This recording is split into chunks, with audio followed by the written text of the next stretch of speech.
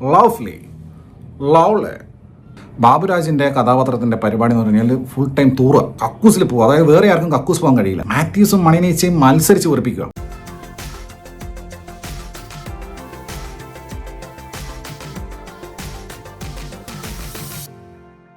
ദിലീഷ് കർണാകരൻ സംവിധാനം ചെയ്ത് മാത്യു തോമസ് തകർത്ത് അവരാധിച്ച രാജമൗലിയുടെ ഈച്ചപ്പടത്തെ കവച്ചു വെച്ച മലയാളത്തിന്റെ പുത്തൻ അപരാധം ലവ്ലി. രാജമൗലി പടത്തിലെ ഭാഗങ്ങൾ അത്യാവശ്യം കോപ്പിയൊക്കെ അടിച്ച് കയറ്റിയിട്ടുണ്ട് ഇതിനകത്ത്.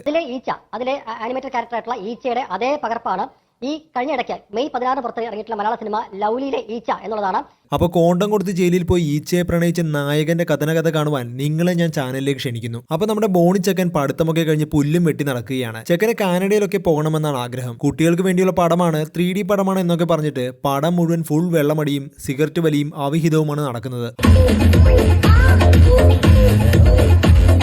അപ്പോൾ ബോണി ചെക്കന്റെ ഡാഡി പടമായതിന്റെ ഒടുവിൽ സർക്കാർ ജോലിക്ക് കയറാൻ നിർബന്ധിക്കുകയാണ് ബോണിയുടെ വീട്ടുകാരെ. അങ്ങനെ ഒടുവിൽ അവർ ബോണിയെ കൊണ്ട് ജോലിക്ക് പോകാൻ സമ്മതിപ്പിക്കും. അങ്ങനെ LD ക്ലർക്കായി ബോണി KSEBയിൽ പണിക്ക് കയറും. സിനിമയ്ക്കകത്തെ ക്യാരക്ടറുകൾക്കും സീനുകൾക്കും തമ്മിൽ ഒരു ഇമോഷണൽ കണക്ഷനും ഫീൽ ചെയ്യില്ല. എന്തിനൊക്കെ വേണ്ടി സിനിമയ്ക്ക് ഫിറ്റ് ആകാത്ത രീതിയിൽ കുറെ സീൻസ് കുത്തി കയറ്റിയിരിക്കുകയാണ്. അതിനിടയ്ക്ക് ബോണിയുടെ ജോലി സ്ഥലത്തുള്ള ഷൈൻ ചേട്ടന്റെ കുളിസീനാണ് കാണിക്കുന്നത്. അവനാണെങ്കിൽ കുളിമുറിയിൽ വേറൊരു വനിതാ നേതാവ് ഗ്രേസുമായി വീഡിയോ കോൾ ചെയ്ത് അവിഹിതം നടത്തുകയാണ്. ഫുൾ പീസ് വർത്തമാനം. അസഹനീയമായ ക്രിഞ്ച് ഡയലോഗുകളാണ് സ്ഥിരം അവർ തമ്മിൽ. B ഗ്രേഡ് പടങ്ങളെ പോലും നാണിപ്പിക്കുന്ന തരത്തിലുള്ള ഡയലോഗുകൾ. എനിക്ക് എങ്ങനെയെങ്കിലും ഷൈനെ കുപ്പിയിലാക്കി പരിപാടി നടത്താനാണ് ഗ്രേസിന്റെ ഉദ്ദേശം. അങ്ങനെ ഒരു ദിവസം ഗ്രേസിന്റെ വീട്ടിലേക്ക് കുണുങ്ങി ഷൈൻ ചേട്ടൻ എത്തും. ഛേ, ഈ ഷൈനല്ല, സീൻ മാറി.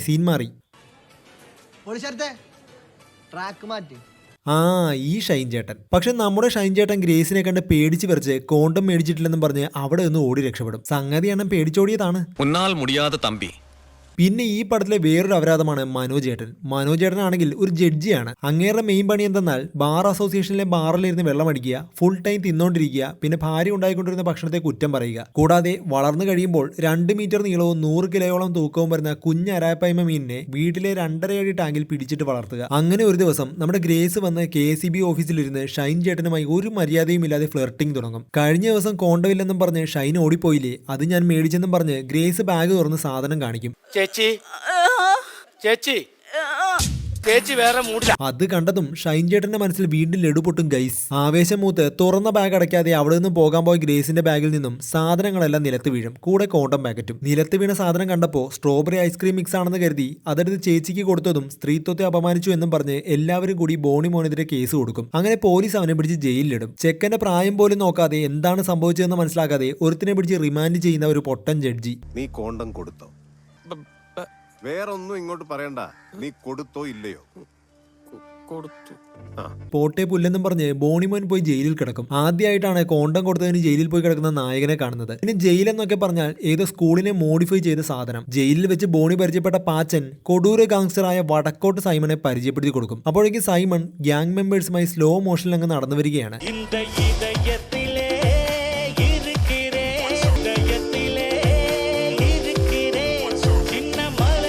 BGM ഒക്കെ ഇട്ടുള്ള ആ വരവ് കാണുമ്പോൾ നമ്മൾ വിചാരിക്കും ആരെയോ തല്ലാൻ പോവുകയാണെന്ന്. പക്ഷെ ഗൈസ്, അണ്ണൻ രാവിലെ കക്കൂസിൽ പോകാനുള്ള വരവാണ്. ആ ജയിലിൽ കൃത്യമായ ആളുകൾ കക്കൂസിൽ പോകുന്നുണ്ടെന്ന് നമുക്ക് മനസ്സിലാക്കി തരുന്നത് ഈ തൂറ്റൽ പിടിച്ചവനും ഗ്യാങ്ങും മാത്രമാണ്. എന്താ സ്ലോ മോഷൻ, എന്താ ആറ്റിറ്റ്യൂഡ്, എല്ലാം കക്കൂസിലേക്കാണെന്ന് മാത്രം. ഈ സിനിമയിലെ മറ്റൊരു കഥാപാത്രവുമായി കണക്ട് ചെയ്താൽ ഏകദേശം പടക്കള സിനിമ പോലെ നമുക്കിത് റിലേറ്റ് ചെയ്യാം. അതായത് മനോജേട്ടനാണെങ്കിൽ ഫുൾ ടൈം തിന്നുവാണല്ലോ, പക്ഷെ അങ്ങേര് മുഴുവൻ തിന്നുന്നത് കക്കൂസിൽ കൊണ്ടുപോയി കളയുന്നത് നമ്മുടെ തൂറ്റൽ പിടിച്ചവനാണെന്നാണ് തോന്നുന്നത്. അങ്ങനെ ജയിലിൽ വെച്ച് നമ്മുടെ നായിക ഈച്ചമോൾ ബോണി ചെക്കനുമായി കൂട്ടുകൂടാൻ വരും. ഈച്ച സംസാരിക്കണം കണ്ട് പേടിച്ച ചെക്കൻ സ്റ്റീൽ ഗ്ലാസ് എടുത്ത് ഈച്ചയ്ക്ക് നേരെ എറിയും. കമ്പിയിൽ തട്ടി തിരികെ വന്ന ഗ്ലാസ് കൊണ്ട് ചെക്കൻ ബോധം കെടും. ഒരു ഗ്ലാസ് വന്നുകൊണ്ടാൽ ബോധം പോകുന്ന മുതലാണ് നമ്മുടെ ഈ നായകൻ. പിന്നെ ഈ ചെക്കൻ ഈച്ചയുമായി കൂട്ടാകും. അത് കഴിഞ്ഞതിൽ പിന്നെ ബോണി ചെക്കനും ഈച്ചയും കൂടി വെറുപ്പിക്കലാണ്. ഈച്ച ബോണിക്ക് പാട്ട് പാടിക്കൊടുത്ത് വെറുപ്പിക്കും.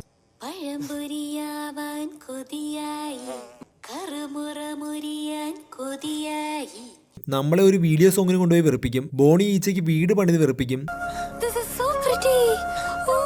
ഈച്ചയുടെയും ബോണിച്ചക്കന്റെയും കോമ്പിനേഷൻ സീൻസും അവരുടെ ഡയലോഗുകളും അരോചകം എന്ന് തന്നെ പറയേണ്ടി വരും. അത്രയ്ക്ക് അഭിനയിച്ച് വെറുപ്പിക്കലാണ് അവരെ.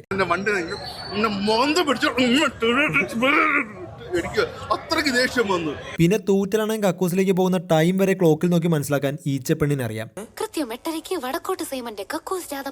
അങ്ങേരെ അൺലോഡ് ചെയ്യാൻ പോകുമ്പോൾ കൂടെ കക്കൂസിലേക്ക് പോയി ആസ്വദിക്കലാണ് ഈച്ചപ്പെണ്ണിന്റെ പണി. പിന്നെ നമ്മുടെ തൂറ്റലണ്ണനെ തട്ടാൻ ബോംബെ ഷിബു ജയിലിലേക്ക് വരുന്ന കാര്യം തൂറ്റലണ്ണനെ അറിയിക്കാൻ ഈച്ചപ്പെണ്ണ് ബോണിയോട് പറയും. ഗുണ്ടബിനു കണ്ണങ്കര കോളനി തോന്നയ്ക്കൽ അടി പിടി വെട്ട് കുത്ത് എന്നിവയ്ക്ക് ഗുണ്ടബിനു കണ്ണങ്കര കോളനി തോന്നയ്ക്കൽ. അങ്ങനെ ഈ വിവരം ബോണി തൂറ്റലണ്ണനെ അറിയിക്കും. അതുകൊണ്ട് തന്നെ തൂറ്റലണ്ണൻ അറ്റാക്ക് പ്രതീക്ഷിച്ച് നിൽക്കും. അങ്ങനെ ബോംബെ ഷിബു വന്ന് തൂറ്റലണ്ണനെ സെന്ററിൽ നിർത്തി തിരുവാതിര കളിക്കും.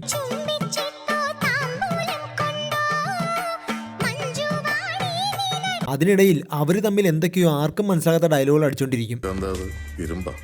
ഞാൻ നിന്നെ പഠിപ്പിച്ച ഒന്നാം പാഠം നീ മറന്നുപോയോ ഷിബു? അവസാനം ഷിബുവിന്റെ ഡയലോഗ് സഹിക്കാൻ വയ്യാതെ തൂറ്റലണ്ണൻ അവനെ ഇടിച്ച് പരിപ്പിളക്കും. അപ്പോൾ തൂറ്റലണ്ണനെ രക്ഷിച്ചുകൊണ്ട് തന്നെ ബോണിച്ചക്കൻ അങ്ങനെ പൊറോട്ടയും ബീഫും മേടിച്ചു കൊടുത്ത് അവരുടെ കൂടെ കൂട്ടും.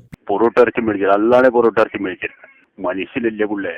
പിന്നെ ബോണിച്ചക്കന് ജാമ്യം കിട്ടി ജയിലിൽ നിന്നും ഇറങ്ങും. പക്ഷെ ഈച്ചപ്പെണ്ണിനെ പിരിഞ്ഞതോടെ ചെക്കന് പ്രാന്താകും. ഈ വെകിളി പിടിച്ച ചെറുക്കൻ ഈച്ചയെ തപ്പി ജയിലിൽ പോകും. എന്നിട്ടും ഈച്ചയെ കാണില്ല. ഇവന്റെ ഈ പേട്ട് സ്റ്റോറി കേട്ട കൂട്ടുകാര് ഇവന് വട്ടാണെന്ന് പറയും. അതിന്റെ ദേഷ്യത്തിൽ കൂട്ടുകാരുടെ തലയിൽ ഐസ്ക്രീം എടുത്തൊഴിക്കുന്ന മരംകൊത്തി മോറനാണിവൻ. എന്നിട്ട് ബോണിച്ചക്കൻ തിരികെ ജയിലിൽ കയറാൻ വേണ്ടി കൂട്ടുകാർ പറഞ്ഞതും കേട്ട് കണ്ണിൽ കണ്ടവനെയൊക്കെ പിടിച്ച് ഇടിക്കും. പക്ഷെ ഒന്നും നടക്കില്ല. അവസാനം ഗ്രേസ് പരാതി പിൻവലിച്ചത് കൊണ്ട് കേസും തള്ളിപ്പോകും.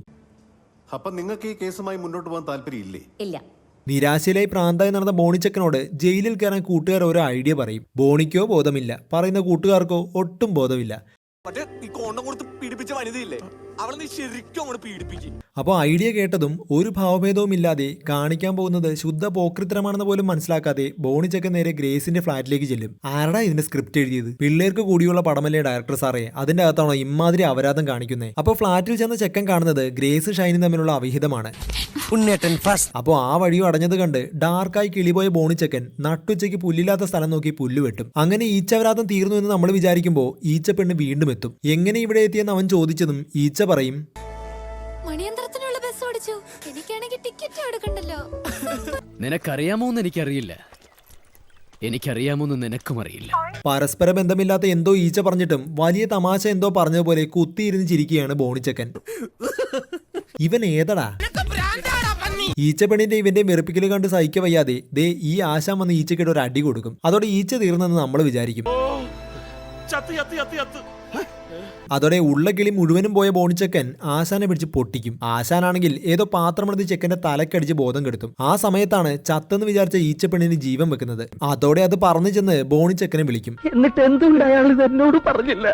അങ്ങനെ ബോണിക്ക് ബോധം വരും. ശേഷം അവർ രണ്ടുപേരും കൂടി മലയിലും കാടുകളിലും അവരാധിച്ച് നടക്കുന്നതോടെ പടം തീർന്നു. പക്ഷെ ഡയറക്ടർ സാർ പറഞ്ഞത് പ്രേക്ഷകർ വിജയിപ്പിച്ചാൽ രണ്ടാം ഭാഗം വരുമെന്നാണ്. വിജയിപ്പിക്കാത്തത് കൊണ്ട് തന്നെ രണ്ടാം അപരാധം വരില്ല എന്നോർത്ത് നമുക്ക് സമാധാനിക്കാം.